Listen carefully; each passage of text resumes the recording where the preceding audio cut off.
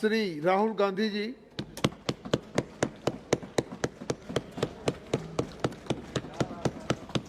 Thank you, Chairman Sir, for allowing me to speak on, Speaker Sir, for allowing me to speak on the presidential address.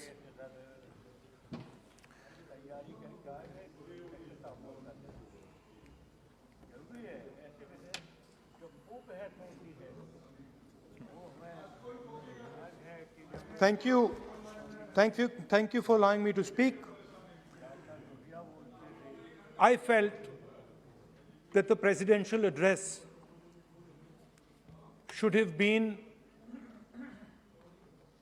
a strategic address, an address that spoke to India about where we are and where we should be going. What are the challenges we are facing? What are the difficulties we are facing? And what is the potential direction in which we can go?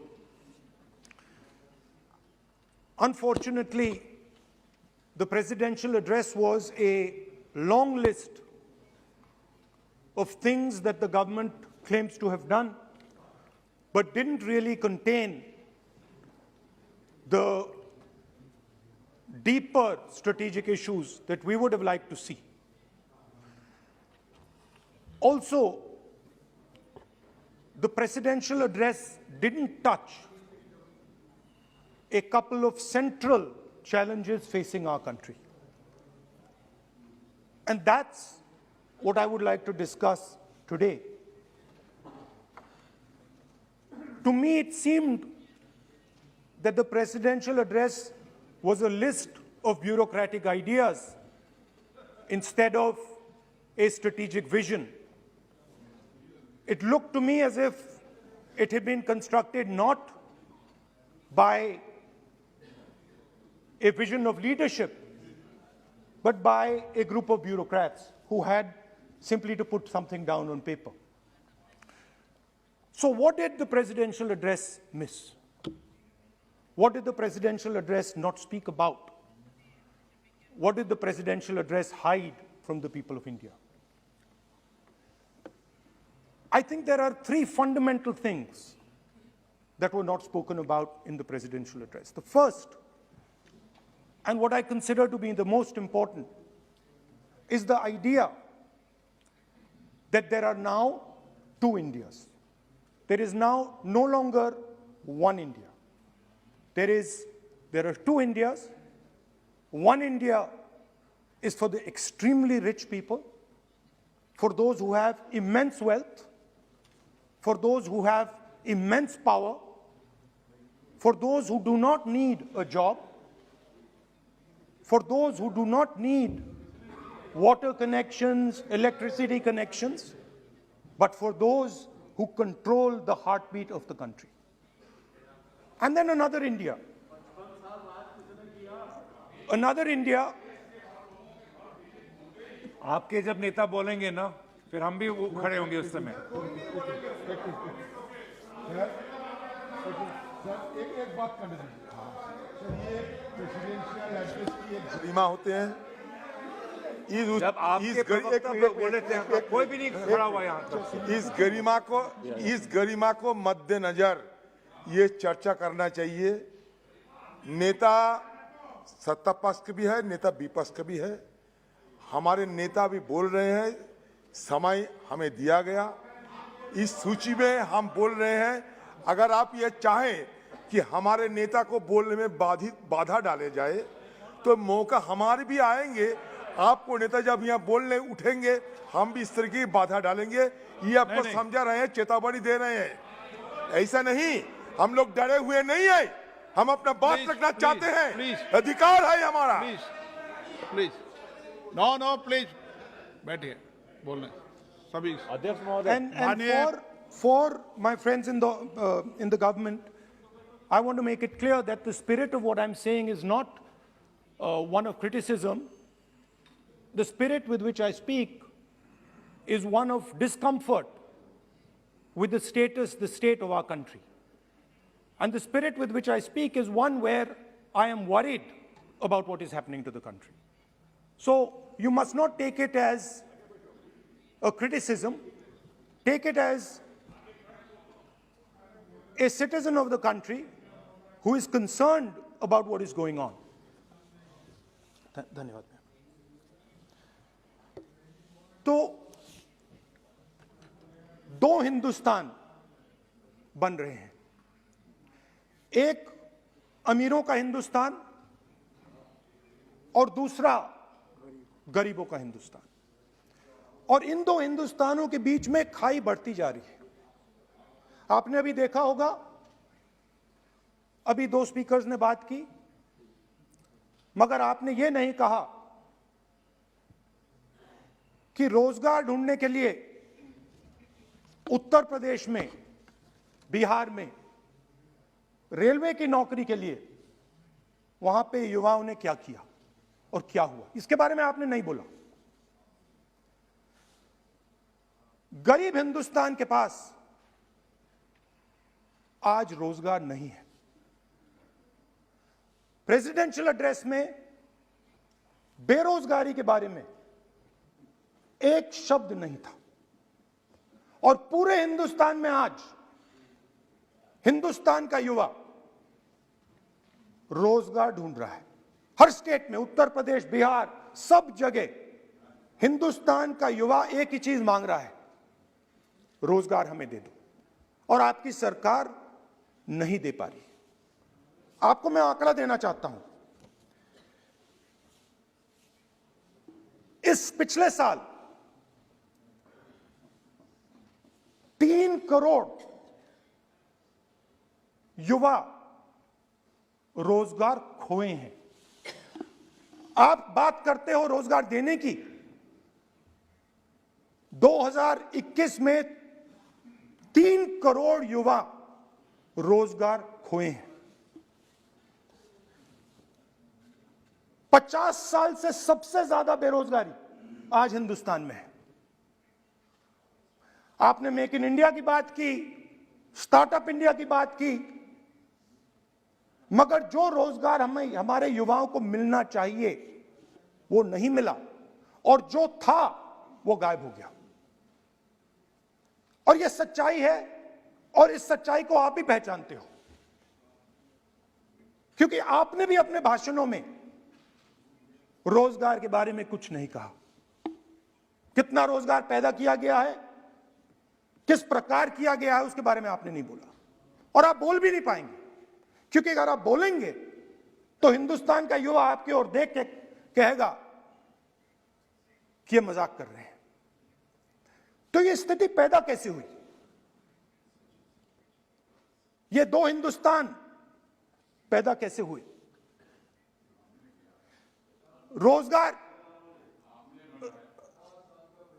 रोजगार small और medium industry और जो हमारा informal sector है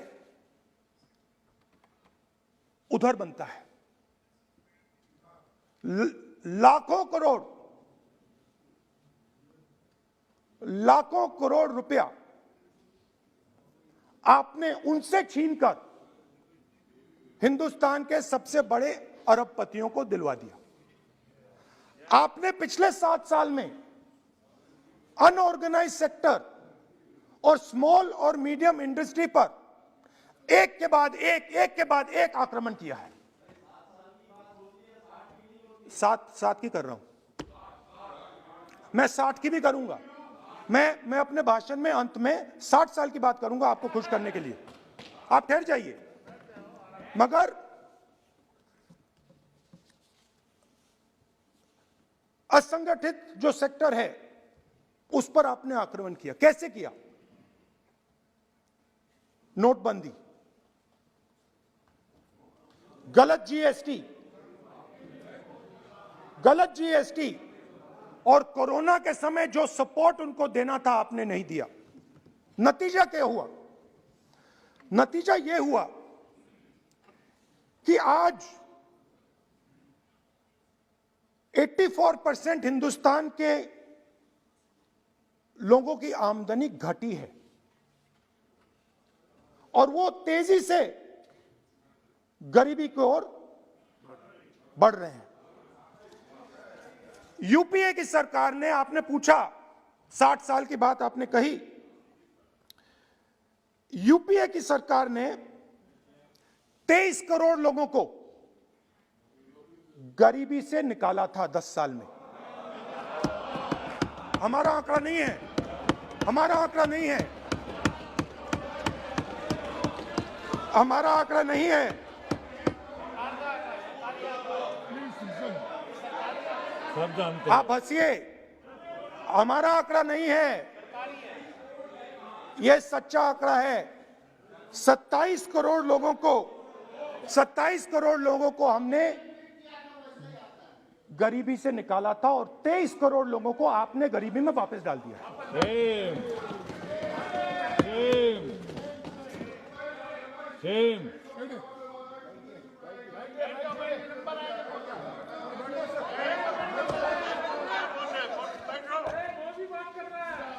और हो क्या रहा है,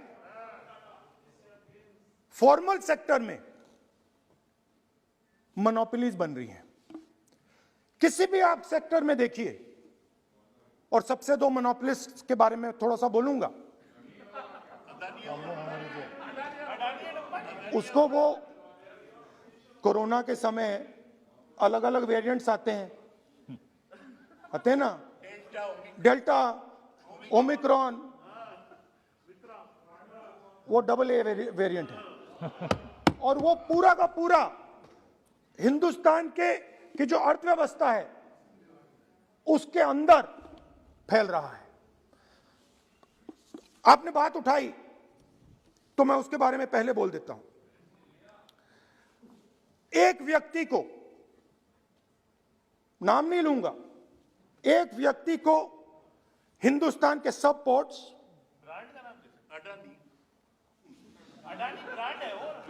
ब्रांड, हिंदुस्तान के सब पोर्ट्स, हिंदुस्तान के सब एयरपोर्ट,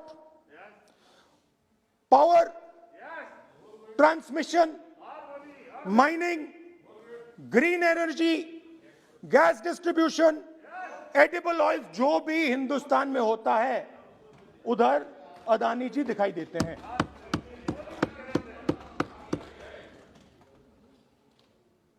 और दूसरी side Ambani ji petrochemicals, telecom, retail, E commerce में मोनोपोलियां। तो पूरा का पूरा धन जो है चुने हुए लोगों के हाथ में जा रहा है।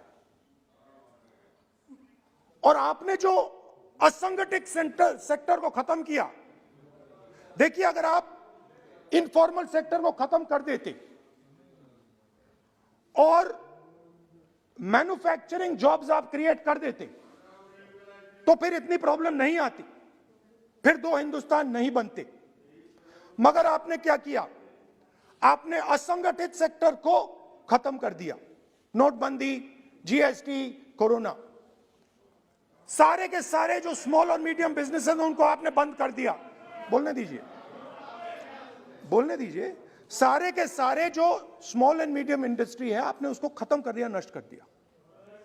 अगर आप उनकी मदद करते, और अगर आप उनकी मदद करते, उनको सपोर्ट देते, तो फिर मैन्युफैक्चरिंग सेक्टर तैयार हो सकता था।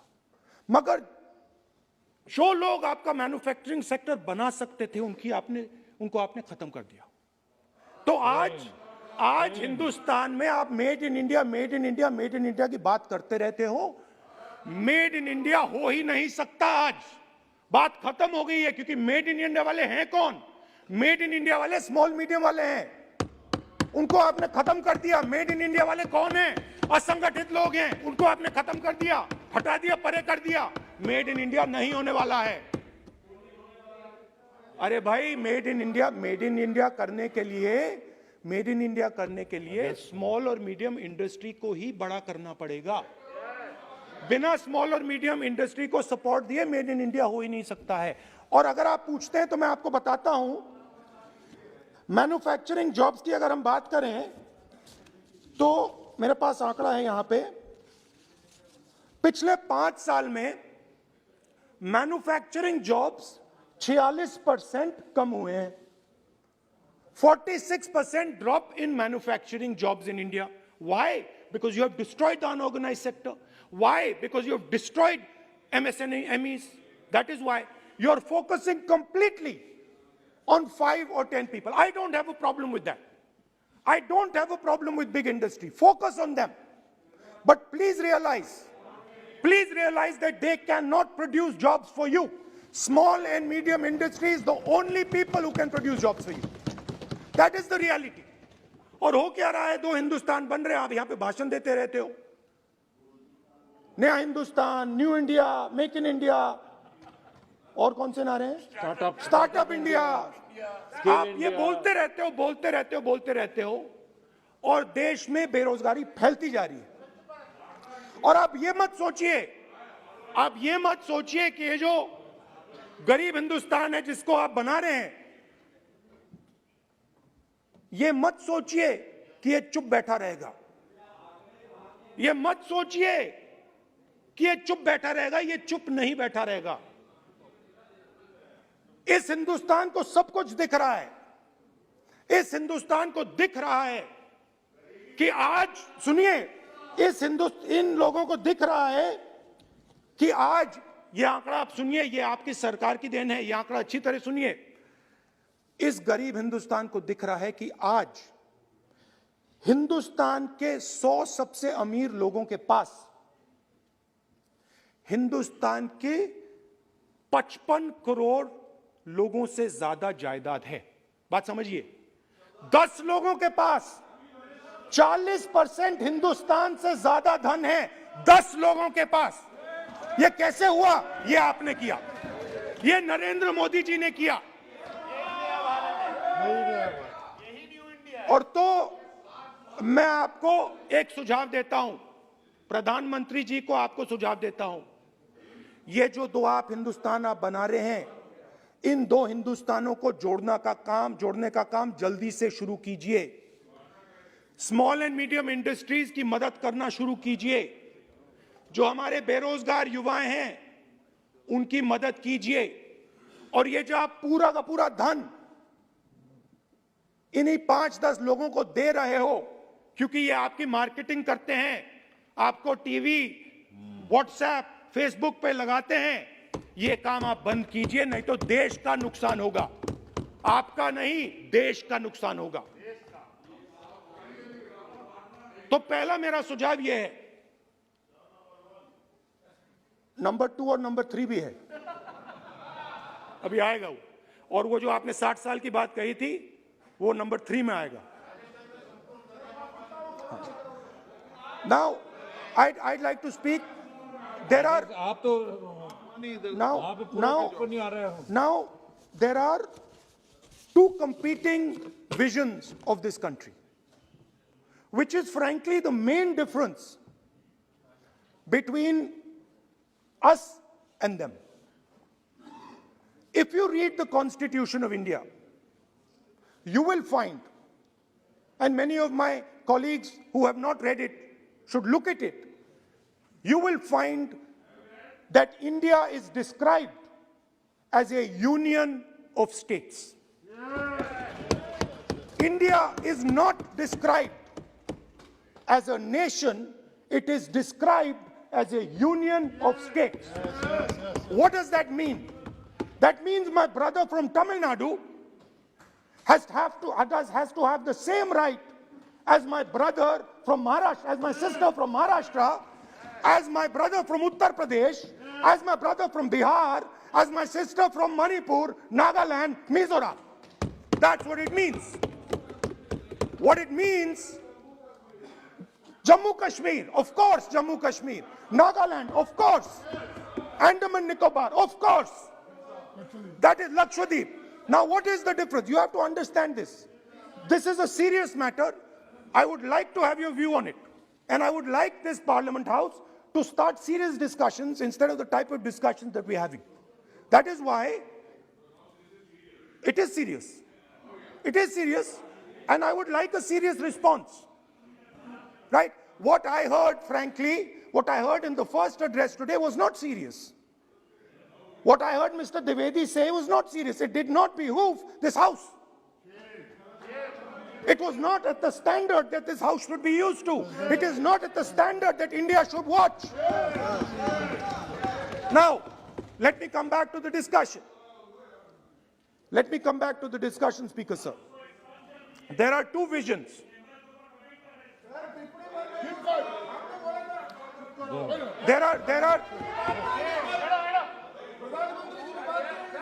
There are two visions of this country. One vision that it is a union of states, meaning it is a negotiation, meaning it is a conversation, meaning I go to my brother in Tamil Nadu and I say, what do you want? And he says, this is what I want. And then he asks me, what do you want? And I say, this is what I want. It is a partnership. It is not a kingdom. Remember that. You will never, ever in your entire life rule over the people of Tamil Nadu. It cannot be done. You will never, ever in your life rule over these other people. Please listen to what I'm saying.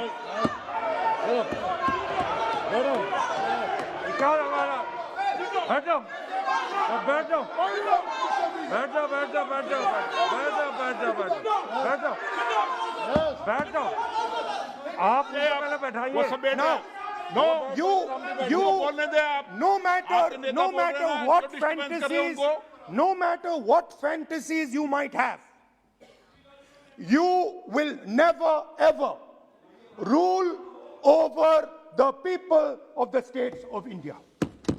It has never been done in 3,000 years. Never ever. The only way India has been ruled, and you can look at any empire you want. You can look at Ashoka the Great. You can look at the Mauryas, you can look at the Guptas, you can look at anyone you want. It has always been ruled by conversation and negotiation. Now, what is the problem? The problem is you people are confused. The problem is you people think that these languages, these cultures, these histories, you think that you can suppress them. You have no idea of history. You have no idea what you are dealing with. Because the people of Tamil Nadu have inside their heart the idea of Tamil Nadu, the idea of the Tamil language, and then also the idea of India. Do not be confused. The people of Kerala have the idea of, I am telling you the truth. The people of Kerala have a culture. I'm now a member of Parliament of Kerala. I understand it slightly better. They have a culture, they have a dignity, they have a history. The people, like the gentleman said, the people of Rajasthan have a culture, have a history, have a tradition, have a language. They have a way of life. This is like a bouquet of flowers. This is our strength. I learn from the people of Tamil Nadu. I learn from the people of Rajasthan. I learn even from you. Every day I learn from you. I do. It's not funny. It's not funny. I learn from you. Right? It's not funny. Anyway, there is another vision. A vision that India can be ruled by a stick from the center. You people have no idea of history. Because every time it has been attempted, that stick has been broken and smashed. Now what is happening as a result of your flawed vision of the country? Two Indias are of course being created. Two Indias are of course being created. Speaker, sir. अध्यक्ष महोदय,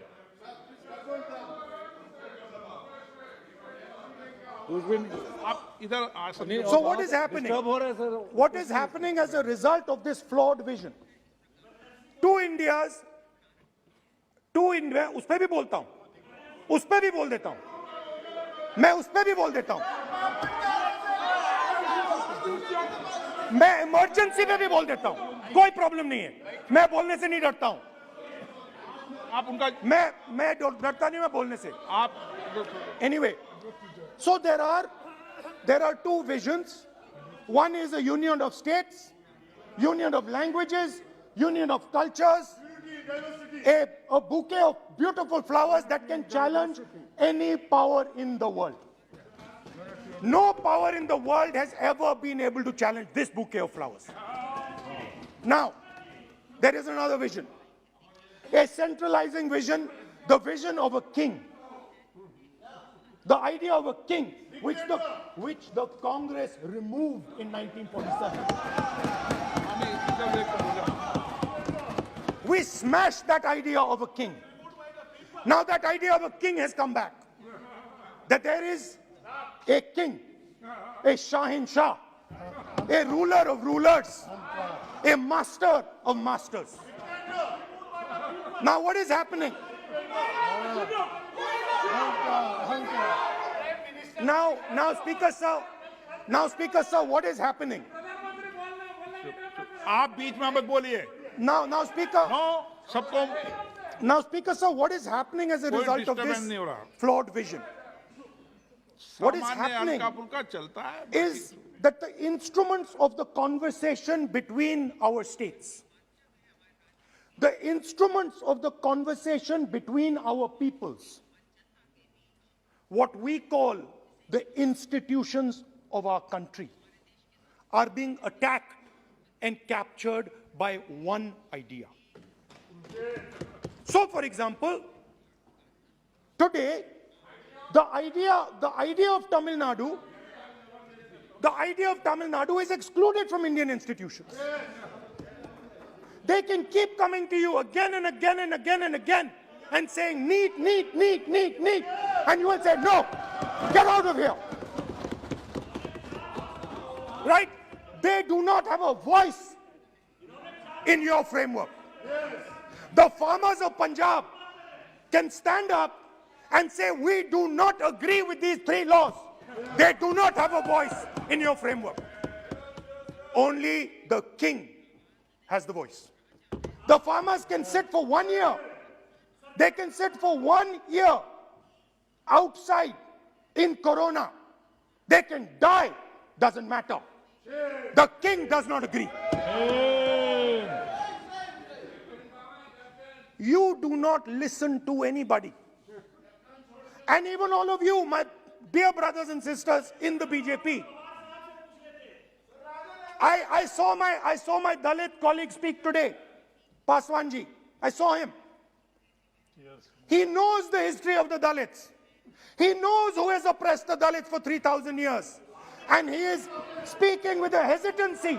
He is speaking without. I am proud of him. I am proud of this gentleman.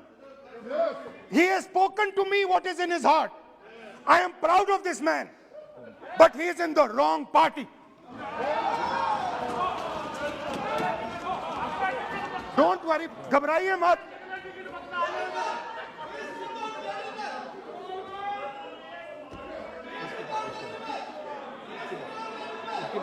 नहीं, बीच में नहीं, तो बीच में थोड़ी बोलेंगे, बाद में, no. Look, Speaker sir, I am a democratic person. I will allow him to speak. ये सुनो एक मिनट, ये आप किसी को इजाजत नहीं दे सकते, ये अधिकार मेरा है. प्लीज बैठ जाइए.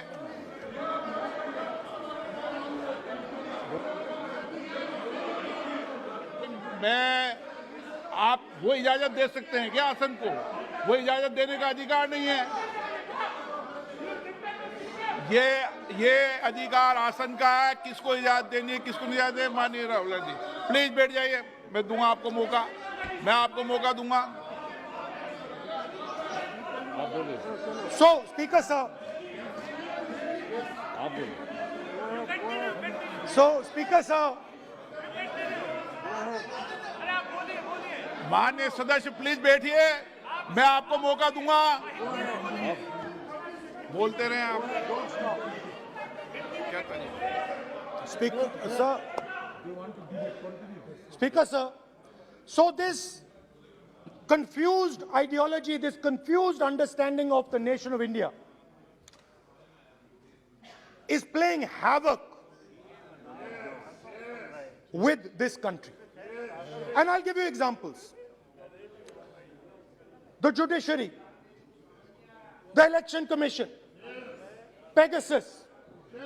These are all instruments of destroying the voice of the Union of States.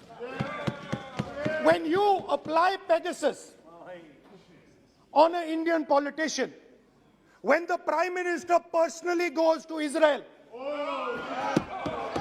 and authorizes the use of Pegasus in India, he is attacking the people of Tamil Nadu. He's attacking the people of Assam. He's attacking the people of Kerala. He's attacking the people of Bengal. एक minute, point of order, point of order. 52(1) 352(1) speaker sir 352(1) कहता है कि ए member while speaking shall not refer to any matter of fact on which a judicial decision is pending. Supreme court में ये pending है sir. और यदि इनको supreme court पर विश्वास है, कोर्ट पर विश्वास है, तो ये अपना फोन जो है जमा करें। पहले ये शामिल हो सर, ये पहले उसके इंक्वायरी में शामिल हो, क्योंकि इनका नाम भी पेगासस में है। सो कॉल्ड ये जो कह रहे हैं, इसीलिए ये पेगासस का नाम नहीं ले सकते सर, ये कोऑपरेट नहीं कर। Now, so what is happening is that a particular organization has captured the institutional framework of the country and is attacking the voice of the different states of this country. And my fear is that you will get a reaction from that voice. My fear is that this attack that you're carrying out on the institutional framework of this country is going to get a response from the Union of States. And you're fiddling. I understand this. You might not appreciate it. But my great-grandfather spent 15 years in jail building this thing. My grandmother was shot 32 times and my father was blown into bits. So I understand a little bit about what this country is. My blood has been sacrificed, not by me, by my great-grandfather, by my grandmother, by my father for this country. So I understand what it is. And you are fiddling with something very, very dangerous. And I am advising you, stop. Because if you do not stop, you will create a problem. You have already started creating the problem. The problem has already started in the northeast. The problem has already started in Tamil Nadu. You're not visible. It's not visible to you right now. Jammu Kashmir, which I will speak about, which is my third point. Now, what you're fiddling with is extremely dangerous, and it demonstrates a complete lack of understanding of history. Please, this evening, go back and look at all the empires that have ever ruled India. Look at them carefully. You will find that every single one of them is a union of states. There's not a single empire. There was a reason Ashok used to go and put his pillars everywhere. Because it was a union of states where Ashok, the great king, respected everybody. You are disrespecting everybody. Disrespect me, I don't care. It doesn't matter to me. But you cannot disrespect the people of this country. Right. Now, final. And I think one of the more important parts of my speech. Actually, I want to say one other thing, which I demand an apology from the Home Minister. And this represents again the idea of a union of states versus the idea of a king. Now, a few days ago, some political leader, I'm not going to name, came to me from Manipur. And he was very agitated. I spoke to him, I said, why are you agitated, my brother? And he says, Rahul ji, I have never felt as insulted as I have a few days ago. I said, why? He said, Rahul ji, a delegation of Manipuris, political leaders, senior leaders went to see the Home Minister. Outside his house, we were told to take off our shoes. And when we went inside his room, we found that the Home Minister was wearing his chappals. What does this mean? What exactly does this mean? Why is it that in the Home Minister's house, the Home Minister can wear chappals, but a delegation of Manipuri politicians cannot? What does this mean? Why? No, it reflects. नहीं, गलत नहीं बोल रहा हूं. मैं आपको photo दिखा दूंगा स्पीकर सर, मैं आपको फोटो दिखा दूंगा. मैंने उस व्यक्ति से बोला आप गलत बोल रहे हो. उसने कहा राहुल जी मैं आपको फोटो देता हूं, और फोटो दी उसने मुझे. This is not the way to deal with the people of India. Anyway, now let me come to my final and I think most important point. Go ahead. We are sitting.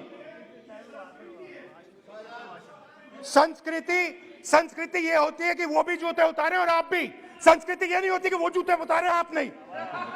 ये पता नहीं कौन सी संस्कृति है आपकी. Anyway, let me finish. Very, very ridiculous argument against the Honorable Home Minister. It's not. And it has touched the religious sensibility. You have touched the religious sensibility of all our people. You will decide.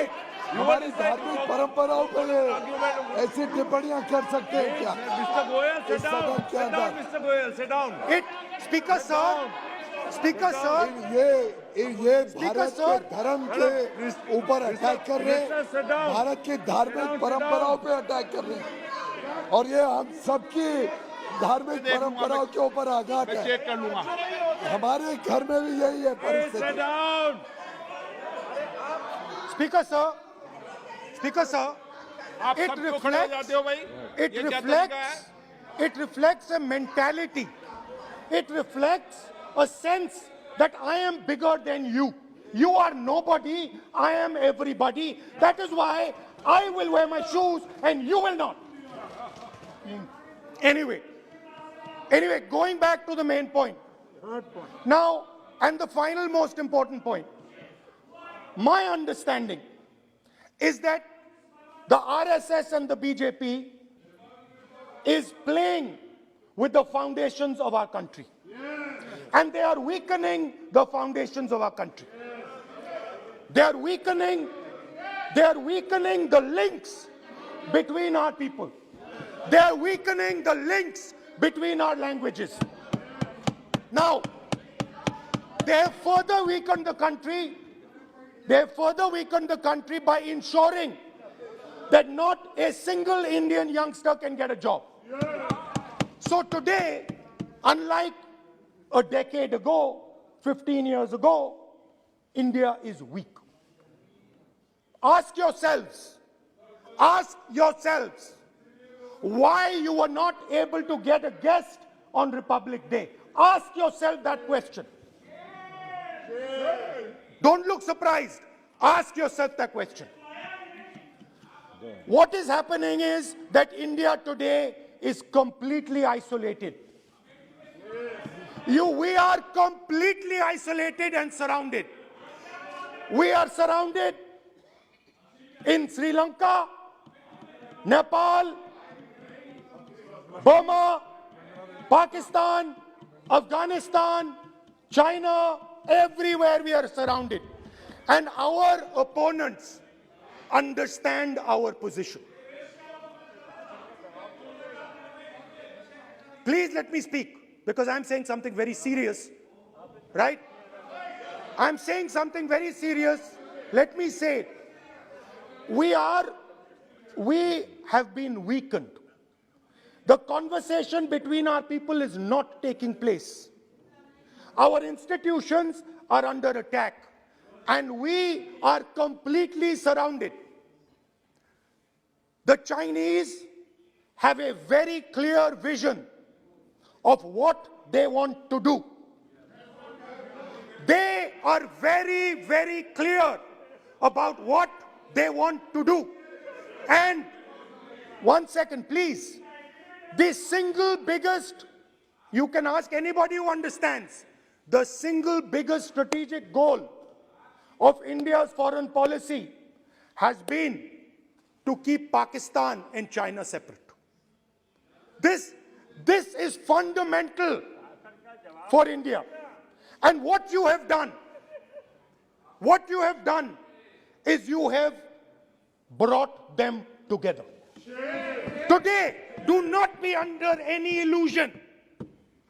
Do not underestimate the force that is standing in front of you. Do not underestimate the power that stands in front of us. Do not underestimate it. You have brought Pakistan and China together, and this is the single biggest crime that you could commit against the people of India. China has a clear vision, and I can clearly see, without any confusion in my mind, that China has a plan. China has a plan.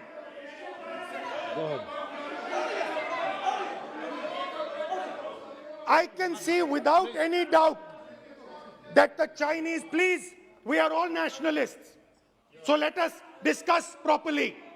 I can see that China has a clear-cut plan.